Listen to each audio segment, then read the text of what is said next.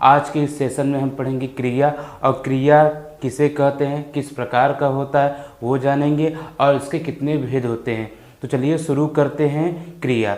तो देखिए क्रिया किसे कहते हैं, आइए ध्यान दीजिए। क्रिया का मतलब क्या होता है, जिस शब्द से किसी काम का होना या करना पाया जाता है उसे क्रिया कहते हैं। मतलब समझ में आया है कि नहीं समझ में आया तो आइए उदाहरण देखते हैं। तो उदाहरण में अगर आप कभी देखे होंगे, जैसे मोहन खेलता है, ठीक है, उदाहरण में हम क्या देखेंगे, मोहन खेलता है, ठीक है, मोहन खेलता है। तो देख रहे हैं ना, जो आपका एक शब्द क्या है, खेलना, ठीक है, जो खेलना है इसे हम क्या कहेंगे, क्रिया, क्योंकि यही शब्द से पता हो रहा है कि जो हमारा करता है मोहन, ये कौन सी क्रिया कर रहा है, ये खेलने का काम कर रहा है, इसलिए जो खेलना है यही आपका क्या हो जाएगा, क्रिया हो जाएगा। आया समझ में कि नहीं। मतलब जब भी कभी क्रिया आए तो क्रिया को कैसे बोलते हैं, इस शब्दों के बीच में कोई भी मतलब ता आ गया, ते आ गया, उससे मतलब नहीं है, बस अंतिम में क्या आ जाए, हमारा ना आ जाए, उसे हम क्रिया कहेंगे, ठीक है। और भी हमारे एग्जाम्पल होते हैं, जैसे देख लेते हैं उदाहरण में, दौड़ना, ठीक है, दौड़ना, ठीक, खाना पीना, ठीक है, सोना, जाना, आना, ये सब जितने भी होते हैं सबके सब क्या होते हैं, क्रिया होते हैं। तो क्रिया समझ में आ गया है। तो आइए अब जानते हैं कि क्रिया की बात क्या है, कि आपका धातु, धातु किसे कहते हैं वो समझते हैं। धातु का मतलब क्या होता है, क्रिया जिस रूप में जन्म लेती है या क्रिया के मूल रूप को धातु कहते हैं। मतलब अभी जैसे हम उदाहरण में आपको हम बता रहे हैं तो क्या होगा, जैसे आपका उदाहरण है, समझिएगा यहाँ पर, जैसे जो खेलना है इसका मूल रूप क्या होगा, खेल, ठीक है। दौड़ना का जैसे मूल रूप क्या हो जाएगा, दौड़, ठीक है। इसी तरह खाना का क्या हो जाएगा, खा, ठीक है। जाना का जा, ये सब क्या है, ये सब जो भी हैं ये आपके मूल रूप हैं। जैसे आना का क्या हो जाएगा, आ, आदि शब्द हैं, बहुत सारे हमारे जो शब्द हैं, इससे जो भी रहेगा आपका जो मूल रूप होता है क्रिया का, उसे हम क्या कहते हैं, धातु कहते हैं, ठीक है। आया समझ में कि नहीं, ठीक। तो आइए हम आगे बढ़ते हैं। आई होप आपको जो क्रिया की परिभाषा और धातु किसे कहते हैं वो जान गए हैं। चलिए और आगे बढ़ते हैं। आइए हम क्रिया के भेद के बारे में जानते हैं। क्रिया के भेद कहिए, चाहे क्या कह सकते हैं, उसको हम प्रकार भी बोल सकते हैं ना। तो आइए जानते हैं कि क्रिया के कितने भेद होते हैं। देखिए क्रिया के मुख्यतः दो प्रकार के भेद होते हैं। कितने प्रकार के हम कर सकते हैं, दो प्रकार से कर सकते हैं। कौन कौन सा रहेगा आपका, एक होता है आपका मूल क्रिया, या जिसे हम क्या कहते हैं, मौलिक क्रिया, और दूसरा क्या होता है हमारा, यौगिक क्रिया, ठीक है। तो मूल क्रिया का मतलब क्या होता है, मूल क्रिया का मतलब अभी जो हमने पढ़ा है धातु, धातु को ही क्या कहेंगे हम लोग, मूल क्रिया के अंतर्गत आता है, मतलब इसको हम धातु भी बोल सकते हैं, ठीक है। इसमें कोई प्रकार नहीं होता है, ठीक है, बस ये इतना ही है। सबसे ज़्यादा जो क्वेश्चन आपसे कहाँ से बनता है, यौगिक क्रिया से। तो यौगिक क्रिया में देखते हैं कि इसमें कितने प्रकार से हमारे क्रिया बनते हैं। तो देखिए यौगिक क्रिया जो होता है ये आपके कितने होते हैं, ये भी क्या होते हैं आपके, मुख्यतः तीन प्रकार से इसको हम बांट सकते हैं। कौन कौन सा आता है, एक आपका आता है कर्म के आधार पर क्रिया, ठीक है। एक आता है आपका कौन सा है, कर्म के आधार पर क्रिया। दूसरा क्या है आपका यहाँ पर, अर्थ के आधार पर क्रिया। और जो तीसरा क्या है, अन्य क्रियाएं आती हैं, ठीक है। तो ये यौगिक क्रिया में आपका है। कभी आपसे पूछे कि बताइए कि अर्थ के आधार पर क्रिया कितनी प्रकार की होती हैं, दो प्रकार की, उसी तरह से आपका क्वेश्चन भी बनता है। तो आइए जानते हैं कि कर्म के आधार पर क्रिया। तो देखिए कर्म के आधार पर क्रियाएं कितनी होती हैं, दो होती हैं। कौन कौन सा, एक होता है सकर्मक क्रिया और दूसरा होता है अकर्मक क्रिया। सकर्मक क्रिया का मतलब जिसमें आपका क्या रहे, कर्म आ जाए, कर्म के साथ जो क्रियाएं होती हैं उसे हम कहेंगे सकर्मक क्रिया।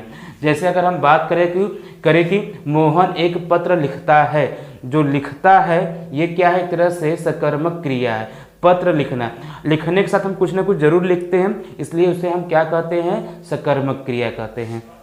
और दूसरा क्या होता है आपका अकर्मक क्रिया, ठीक है, मतलब जिसमें कर्म नर है, वो क्या रहेगा उसमें, जैसे कि मोहन खाता है, तो मोहन जो शब्द है वो क्या कर रहा है, जो मोहन जो करता है, जो खाने वाला काम कर रहा है, लेकिन उसमें क्या है कि कोई भी कर्म नहीं है।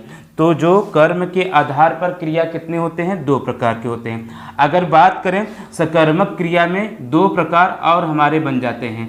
सकर्मक क्रिया में एक बनता है आपका एक कर्मक, ठीक है, एक कर्मक बन जाएगा, मतलब जिसमें एक कर्म हो, ठीक, और दूसरा क्या रहेगा, द्विकर्मक, ठीक है, जिसमें क्या हो, दो कर्म हो, ठीक। तो इस तरह से आपका एक एकर्मक और दूसरा क्या रहेगा आपका यहाँ पर सकर्मक होता है, ठीक।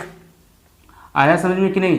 थोड़ा सा इसको हम सही कर लेते हैं, ध्यान दीजिएगा। एक कर्मक, ठीक, एक कर्मक क्रिया, मतलब एक कर्मक क्रिया का मतलब क्या होता है, जिसमें एक क्रिया हो, एक कर्म हो उसे एकर्मक, जिसमें 2 कर्म होता है उसे क्या कहेंगे हम लोग, द्विकर्मक कहते हैं, ठीक है। तो कर्म के आधार पर क्रिया आपको समझ में आ गई है। चलिए हम अर्थ के आधार पर देखते हैं। तो देखिए अर्थ के आधार पर क्रियाएं देखते हैं, यहाँ पर कितने प्रकार के होते हैं, ये भी आपके क्या होते हैं, 2 प्रकार के होते हैं। मतलब अब इस पर हम क्या करेंगे, अर्थ के आधार पर बांटेंगे। तो अर्थ के आधार पर क्रियाएं कितनी होती हैं, 2 प्रकार की होती हैं। एक होता है क्रियार्थक होता है, एक क्या होता है, क्रियार्थक क्रिया होता है, ठीक है। एक क्या रहेगा आपका क्रियार्थक क्रिया और दूसरा क्या होगा आपका प्रेरणार्थक क्रिया होता है, प्रेरणार्थक क्रिया, ठीक है।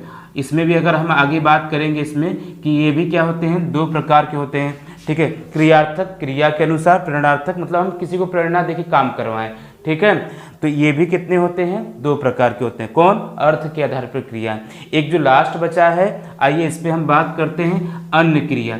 जो अन्य क्रियाएं होती हैं ये ढेर सारी होती हैं। मतलब आप कोई वाक्य पढ़ते हैं, वाक्य के अनुसार आपका बनता है, उसमें क्रियाओं के प्रकार बनते हैं। इसमें आप लोग देखे होंगे एक बनता है आपका पूर्वकालिक क्रिया बनता है। इसमें अगर बात करें तो जो अन्य क्रियाएं कितने होते हैं, मुख्यतः ये आपके होते हैं 4 होते हैं। जिसमें अगर हम पहली बात करें तो पहला कौन सा आपका पूर्वकालिक क्रिया, और एक दूसरा क्या होता है आप लोग पढ़े होंगे संयुक्त क्रिया, ठीक है। ये क्या रहेगा आपका संयुक्त क्रिया होता है, ठीक है। इसके बाद एक जो तीसरा बनता है आपका, ये क्या होता है, सहायक क्रिया होता है। ये क्या होता है आपका सहायक क्रिया।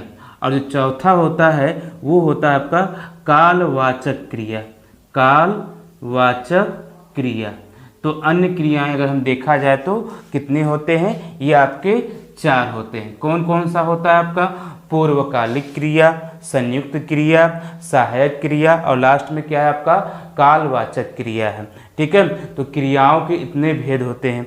आया है कि नहीं आपको समझ में? तो ध्यान दीजिए।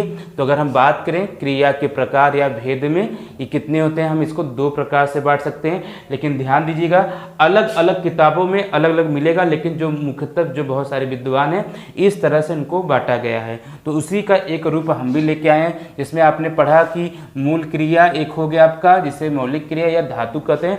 दूसरा क्या होता है, यौगिक क्रिया होता है, जो आपका लिंग वचन कारक के अनुसार बनता है। उसको हमने कितने भागों में बांटा है, 3 भागों में बांटा है। एक क्या रहेगा आपका कर्म के आधार पर क्रिया, जिसमें हमने पढ़ा है 2 होते हैं, एक सकर्मक क्रिया, एक क्या होता है आपका अकर्मक क्रिया। और दूसरा क्या है आपका अर्थ के आधार पर क्रिया। तो ये अर्थ के आधार पर क्रियाएं 2 होती हैं, एक क्रियार्थक क्रिया और दूसरा क्या होता है प्रेरणार्थक क्रिया।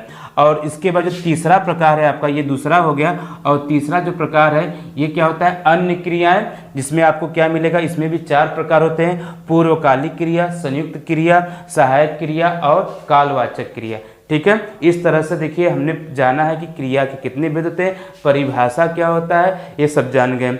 यदि आपको कहीं भी डाउट है तो आप हमें कमेंट कर पूछ सकते हैं, तो उसको हम सॉल्व करने का प्रयास करेंगे।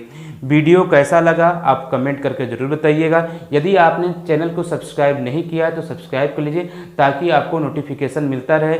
जय हिंद, जय भारत, धन्यवाद।